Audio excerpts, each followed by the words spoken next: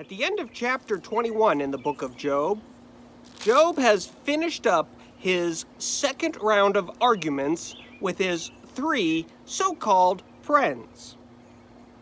Job has also reached his third stage in his transformation of faith. He started out imagining that there might be someone who could help him. He then began to believe that there was somebody in heaven. He didn't know who, but there had to be somebody, a real being, who could help him. And his third stage of faith, Job realized that this person, this being, was his Goel, his avenging kinsman, who could help take God to task on all the suffering that Job has endured because of the original bet that God made with Satan in chapters 1 and 2. Beginning in chapter 22, we now enter a third round of debate. Eliphaz, the Temanite, speaks up yet once again.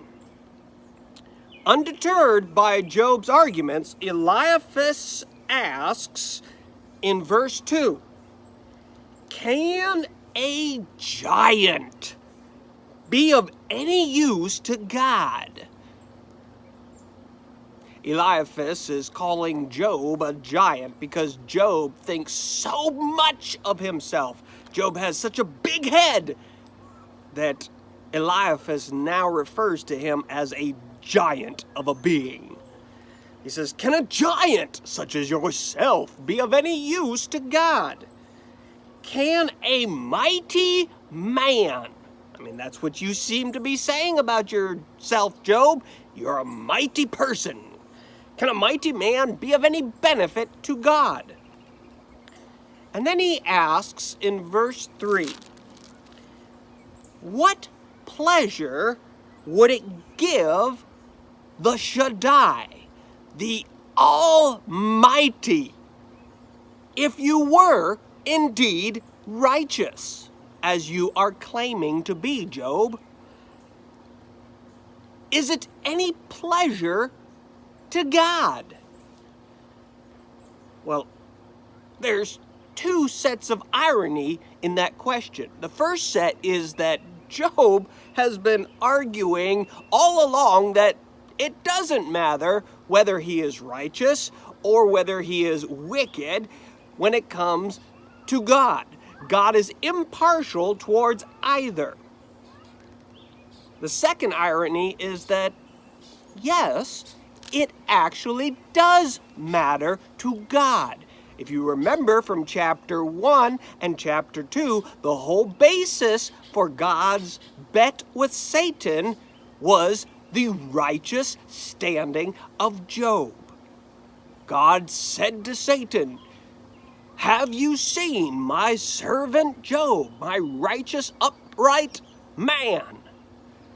And Satan argues back that Job's righteousness is based on God's goodness, his provisions, his mercy, and not on an experience of suffering. So yes, it does matter. Although Eliphaz doesn't seem to have a clue as to what the answer to his question really should be. He goes on and he asks, "What would God gain if your ways were blameless, Job?"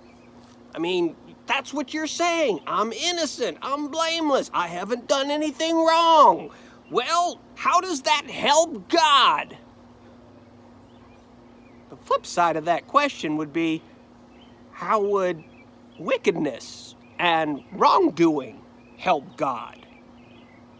Eliphaz is so confused at this point. He's so frustrated with Job, he really has no idea what he's actually saying. He goes on, he says, "Is it for your piety that God rebukes you and brings charges against you?" Well, no. Again, Eliphaz is going to now argue retribution theology, that the reason why Job is being punished and he has so much pain in his life is because he is a wicked person. He says, "Your wickedness, Job, is great. Your sins are endless." And then he goes on and he tells Job what some of those sins are. He says, "You demanded security for your brothers for no reason." In other words, Job, you thought about yourself. What you should have done is you should have thought about other people. But instead, he goes on and he says, "You stripped men of their clothing, leaving them naked. You gave no water to the weary, and you withheld food from the hungry. Though you were a powerful man, owning land, an honored man, living on his land, you sent widows away empty-handed and broke the strength of the fatherless." Now, wow, if that were actually true, then maybe Eliphaz's argument would have any merit. But if you go all the way back to chapter 4, in verses 1 through 4, in Eliphaz's opening argument to Job, Eliphaz said the exact opposite about Job. He said, "Job, you haven't done any of these things that I just now named." Originally, he said, "Job, you helped the poor. Job, you were a father to the fatherless. Job, you did not do any of these things." But now Eliphaz is so upset because of where Job has gone with his faith that he reverses his original opinion, and now he starts fabricating an incorrect truth about Job. He says, "That is why all these snares are all around you." Well, if you jump down to verse 18, he goes on and he says, you know what? God has filled your house with good. But you know what? You didn't appreciate any of that, Job. And so he goes on and he says, "So I am going to stand aloof from the counsel of the wicked." In other words, I'm not going to listen to you anymore, Job. I'm going to withdraw. I'm going to keep my distance. You stay over there. I'm going to stay over here. You don't talk to me anymore, Job, because I'm not listening to you. But then Eliphaz continues. He doesn't shut up.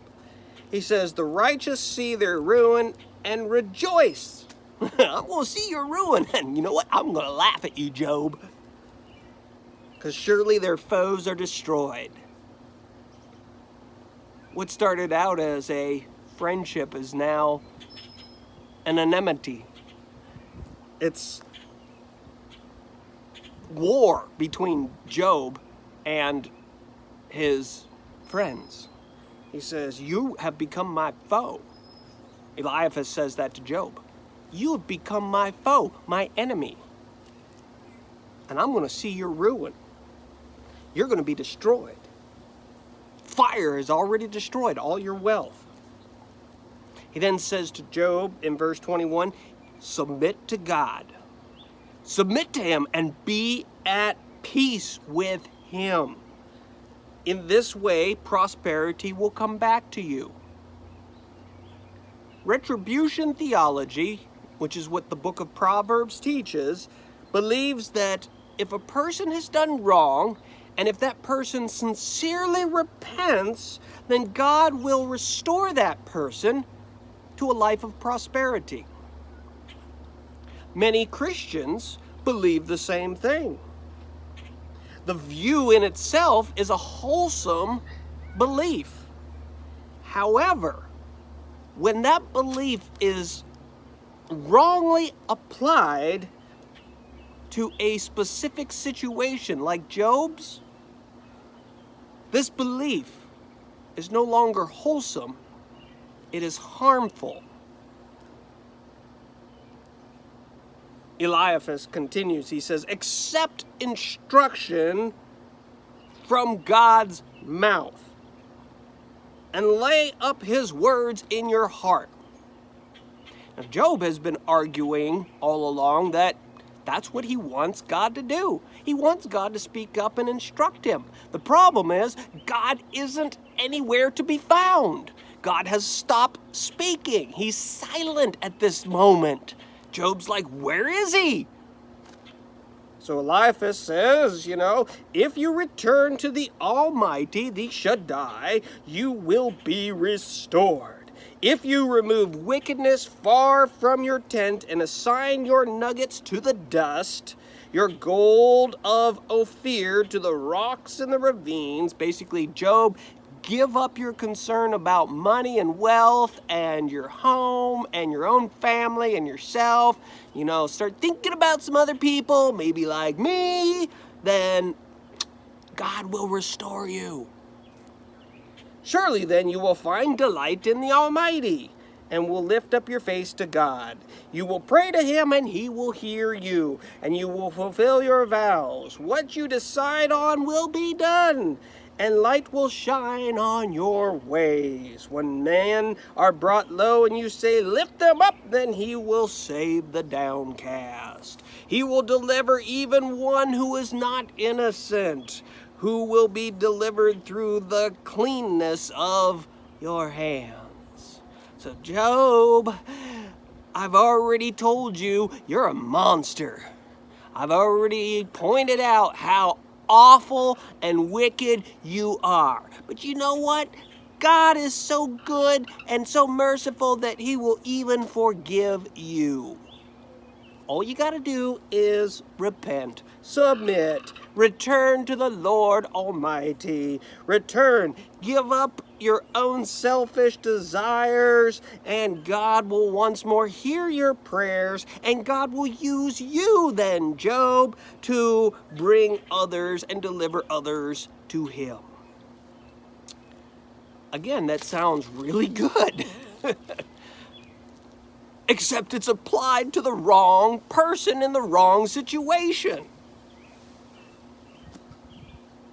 Job responds to Eliphaz. He says, even today my complaint is bitter, for God's hand is heavy in spite of my groaning. Job says, I've been groaning. I've been trying to, communicate to God, and God's hand is still heavy on me. He says, if I could, I would go to God's dwelling place, but I don't know where to find him. He says, I would state my case before him.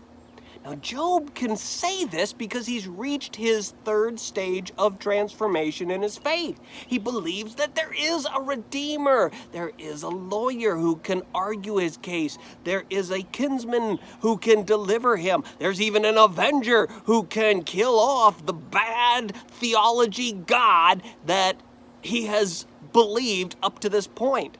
So now he's saying, if I could, I would go to him. I would state my case. I wouldn't stay silent. I don't want to die anymore. I want to talk to God. He says, I would find out what God would answer me. Eliphaz, you told me just now to let the Almighty speak. I want to do that. I want to find out what he would say. Would he oppose me with great power? Would he press charges against me? Would he even take note of me at all? He says, there an upright man could present his case before him, and I would be delivered forever from my judge. He'd be delivered because his Goel, his Redeemer, lives. He says, but if I go east, then God is not there. If I go west, I do not find God. When he is at work in the north, I don't see him. When he turns to the south, I catch no glimpse of him. This is what's frustrating Job, and this is what frustrates many people today. Where is God? Where is God in the turmoil which our nation is experiencing right now? Where is God in this pandemic? Where is God in each natural disaster, each hurricane that hits our nation and other nations in the world? Where is God when tsunamis roll through a city and pull all these children out to sea? Where is God when people are starving? Where is God? Job says, I don't know. He says, in verse 10, but God knows where I am. He knows the way I take.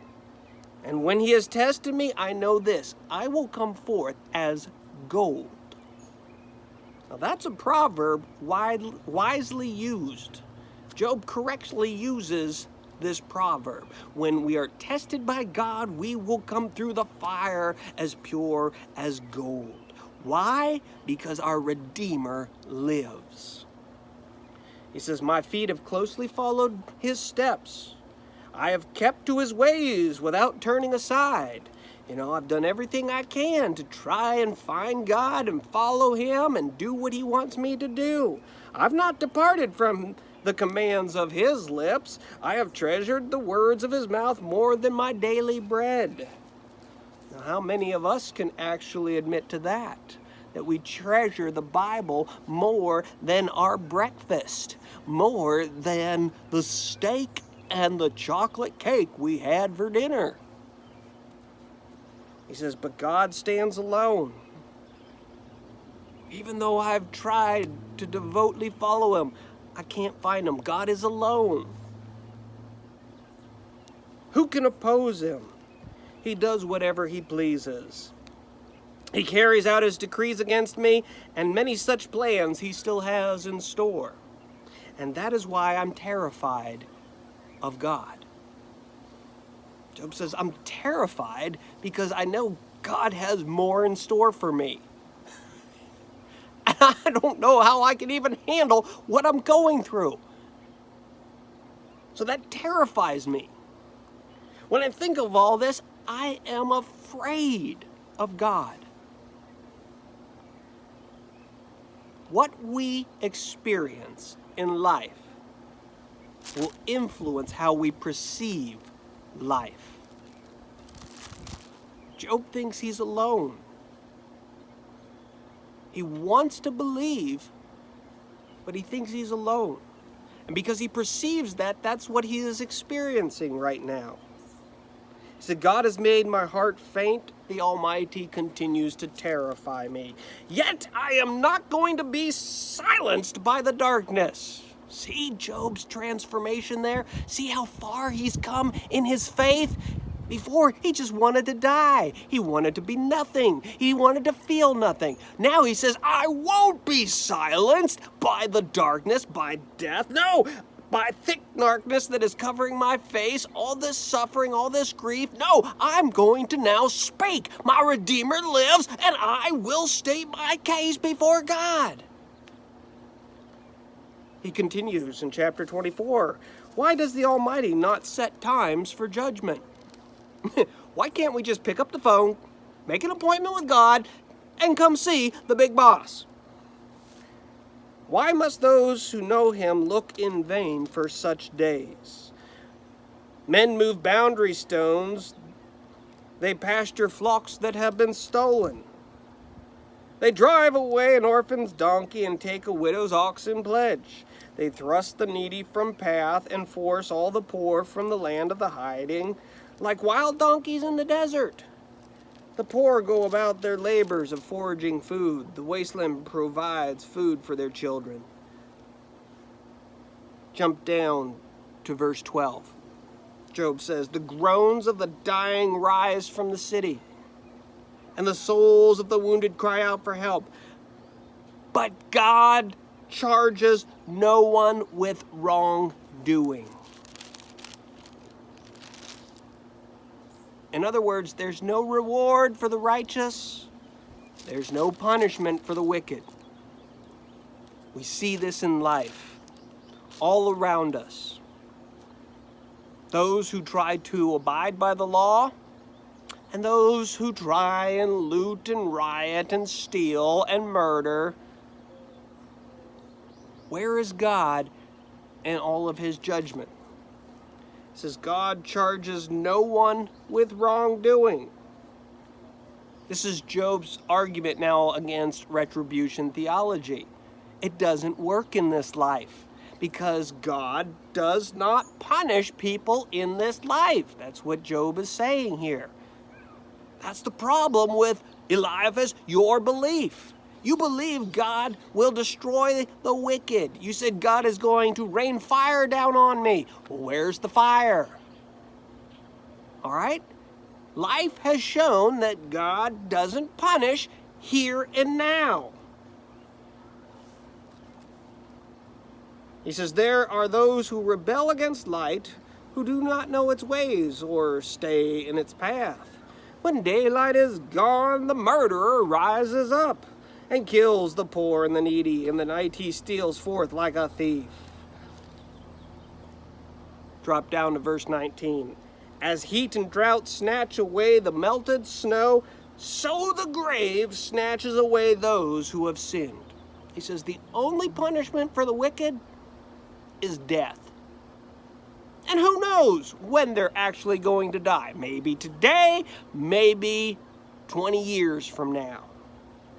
Only the grave silences the actions of the wicked. Now that's a very ecclesiastical reflection of faith. He says the womb forgets them, the worm feasts on them, evil men are no longer remembered, but are broken like a tree.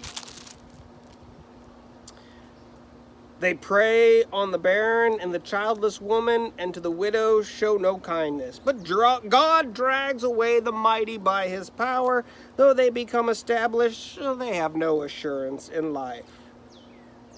So whether you're wicked or whether you're mighty, whether you're a worm or whether you're a giant, you both are going to die.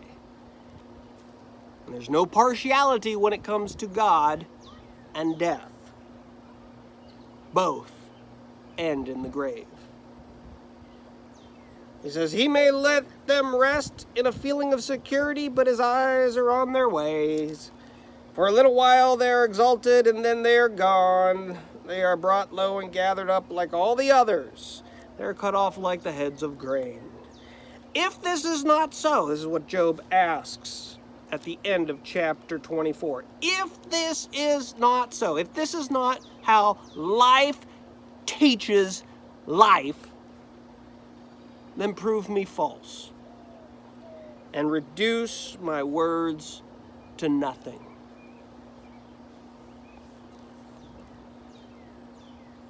Job says,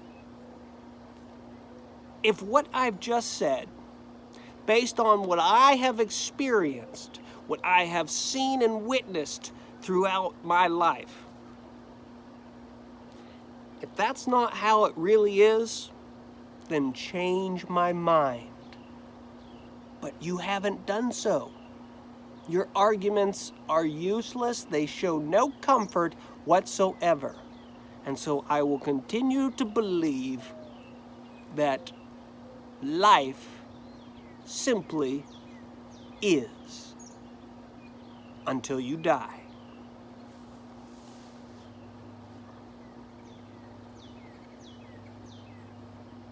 There's one more argument that we will look at next. Bildad is going to speak up. Bildad is finally broken himself. And he's going to ask a question in chapter 25, verse 4. How can a person be righteous before God? Job, if what you have said is true, then how can any of us be righteous before God? That is a very good question. We'll look at it next time. God bless.